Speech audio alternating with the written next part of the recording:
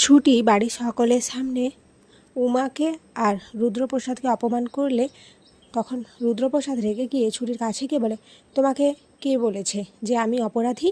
তুমি কি কোনো প্রমাণ নিয়ে এসেছো? কোনো প্রমাণ তোমার কাছে আছে? অনাথ আশ্রমে আমি তোমাকে দেখেছি।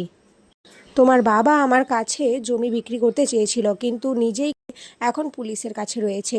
ছুটি বলে, না, আমার বাবা নির্দোষ, আপনারা দায়ী, আর আপনারা যে কি সেটা আমি প্রমাণ করেই দেব। স্বর্ণলতা বলে, এই মেয়েটা আমাদের মান সম্মান সমস্ত কিছু শেষ করে দেবে।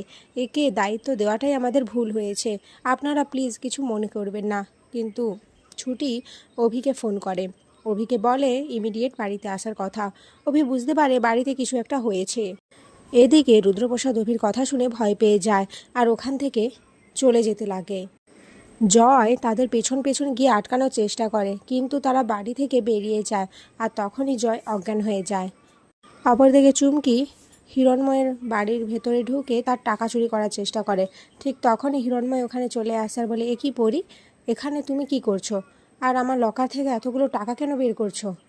পরি বুঝতে পারে সে ধরা পড়ে যাচ্ছে, তাই সে নাটক করে। ছুটি ছোটোবেলায় যেভাবে যে কাজগুলো করতো ঠিক সেইভাবে নাটক হিরণময়ের মন জয় করে নেয়।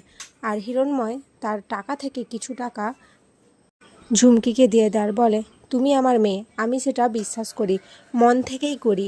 আমি জানি তুমি কোনো খারাপ কাজ করবে না, এই নাও, তোমার মন মতো তুমি খরচ করো।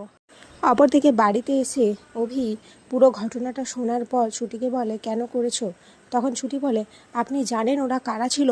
রুদ্রপ্রসাদ আর উমা। যেটা শুনে অভি অবাক হয়ে যায়। এদিকে এসা ছুটিকে মারতে যায়, কিন্তু ছুটি এসার হাতটা ধরে ফেলে। আর এখানে আজকের পর্ব শেষ হয়ে যায়। তো বন্ধুরা, তোমাদের কি মনে হয় হিরণময়ী কি কখনো জানতে পারবে আসল পরী কে? আর অভি কি সবসময় ছুটির পাশে থাকবে? অবশ্যই কমেন্টে জানিও।